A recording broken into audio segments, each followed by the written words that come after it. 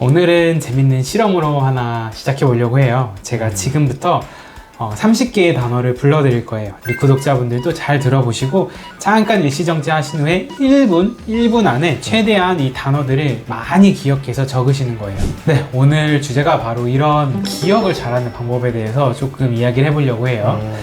이 이론의 이름은 이중저장 이론이라는 거예요. 이 이중저장 이론은 세 가지 기억력으로 나눠요. 첫 번째는 감각 기억, 두 번째는 단기 기억, 세 번째는 장기 기억으로 나눠요. 감각 기억 같은 경우에는 말 그대로 감각적으로 우리가 처음에 들어오는 거예요.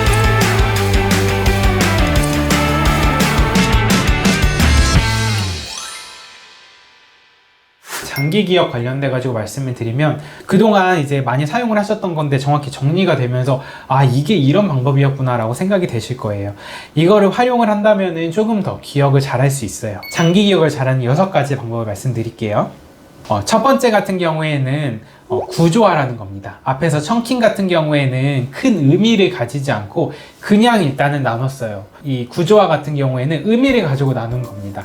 지금 예시 그림이 있는 것처럼 큰 주제가 있다고 한다면 서브 카테고리, 서브 주제로 나누고 또 여기에 따라서 작은 내용들로 나눠가지고 이 카테고리별로 외우게 되면은 훨씬 더 장기 기억에 저장되는 확률이 높다고 해요. 첫 번째는. 두 번째는 정교화입니다. 이 정교화는 어떤 주제에 대해서 조금 더 자세히 생각을 하는 방법이고 예전에 내가 알고 있던 기억과 연관시키는 거 혹은 여기에 대해서 내가 질문을 해서 계속 파고드는 거예요. 이것저것 계속 연관을 시키고 그거에 대해서 분석을 하고 그리고 또 이거에 대해서 질문을 하는 것도 기억을 잘하는 방법이라고 하거든요. 그래서 우리가 수업을 할 때 교수님한테 질문을 했거나 선생님한테 질문을 했던 내용은 더 잘 기억되는 경우가 있어요. 이것도 정교화 과정의 하나입니다. 그리고 이제 세 번째는 시각적 심상 형성이라고 해요. 이거는 우리가 이미지로 기억을 하는 거거든요.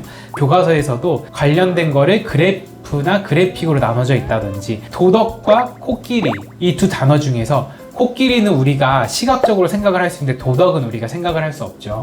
그럴 때는 이 코끼리라는 단어를 더 잘 기억을 한다고 해요. 그래서 우리가 의도적으로 생각을 하는 거예요. 그 다음 네 번째는 이제 장소법이에요. 저는 이 방법이 되게 신기했는데 우리가 익숙한 장소에 기억할 걸 연관시키는 거예요. 우리가 뭐 마트를 갔을 때 첨가물을 가면 내가 거기 첨가물을 갔을 때는 뭐 깻잎을 사야겠다, 뭐 정육 코너에 갔을 때 삼겹살을 사야겠다, 이미지로 생각을 하고 그 코너에 갔을 때 기억을 해서 사는 거예요. 또는 뭔가 발표를 할 때도 내가 이 앞에 시계를 볼 때는 어떤 거를 말해야겠다, 이쪽에 TV를 볼 때는 어떤 걸 말해야겠다, 장소에 연관을 시켜서 기억을 하는 게 하나의 방법입니다. 그리고 이제 다섯 번째는 두문자법이라고 해서 굉장히 많이 쓰이고 저도 사실 의대 다닐 때 굉장히 많이 썼거든요. 앞에 있는 글자만 따가지고 외우는 거예요. 태정태세 문단세 이것도 사실 앞에 있는 글자만 따서 외우는 거죠. 네. 이런 식으로 앞 글자만 따서 외우는 게 이제 하나의 방법이 될 수 있고 마지막 여섯 번째는 문장 작성법입니다. 문장으로 내가 외울 것을 만들어 보는 건데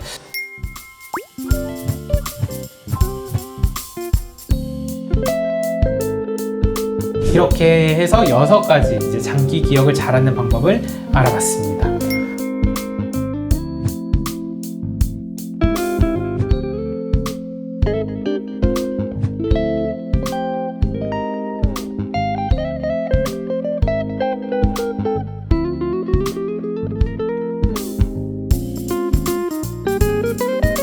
아까 감각 기억 얘기해 주실 때 우리 감각으로 뭐 수초 이내에 시각, 청각, 촉각, 미각 이런 것들이 들어왔는데 모든 들어온 인풋을 다 이용을 해서 단기 기억으로 넘기지 않고 뭐 걸릴 건 걸르고 맞아요. 주의 집중을 한다 라고 얘기해 주셨는데 그거는 혹시 잘할 수 있는 방법이 없을까요? 있어요. 그래서 주의 집중을 우리가 잘하는 방법이 있거든요.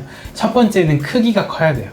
작은 것보다는 우리가 크기가 큰 거에 주의 집중이 잘 되는데 그 예시는 우리 신문에서 카피라이트 있죠. 굉장히 큰 제목 거기에 딱 시선이 집중이 되잖아요. 그래서 큰 거에 우리가 집중을 잘하고 두 번째는 정지된 물건보다는 움직이는 거에 더 집중이 잘 됩니다. 그래서 가만히 있는 것들 와중에 무언가 움직이면 거기로 시선이 이렇게 자동적으로 가죠. 세 번째는 우리가 신기성이라고 해서 우리가 익숙하지 않은 거 우리가 주의 집중을 더 잘하게 되고 네 번째는 이제 강도. 이 강도는 이제 밝기라든지 명도라든지 시끄러운 정도라든지 이런 거거든요. 그래서 밝기가 더 밝고 더 명도가 높고 채도가 높고 그리고 시끄럽고 소리가 크고 약간 이런 식으로 강도가 강한 거에 대해서 더욱더 집중이 잘 되게 됩니다. 그리고 이제 감정적으로 중요한 것들, 카피라이트 같은 거 쓸 때도 이런 감정적인 단어들을 더 많이 쓰거든요. 그래서 이런 감정적인 단어들, 이런 감정적인 것들이 연관돼 있으면 조금 더 기억력이 잘 된다는 거.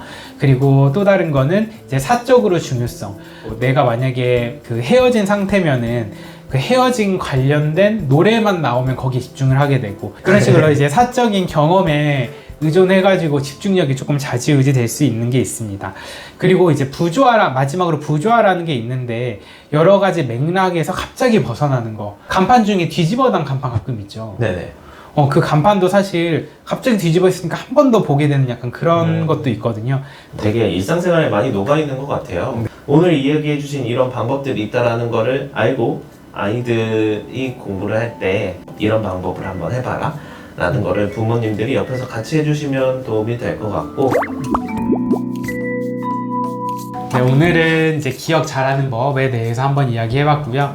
혹시나 더 궁금하신 사항 있으시면 댓글 문의 주시면은 저희가 댓글도 달아드리고 필요하면은 또 다른 에피소드로 만들어 보도록 하겠습니다. 오늘도 들어주셔서 감사합니다. 도움이 되셨다면 좋아요, 구독 버튼 꼭 부탁드립니다. 발달하면 우리 수학과 감사합니다. 안녕.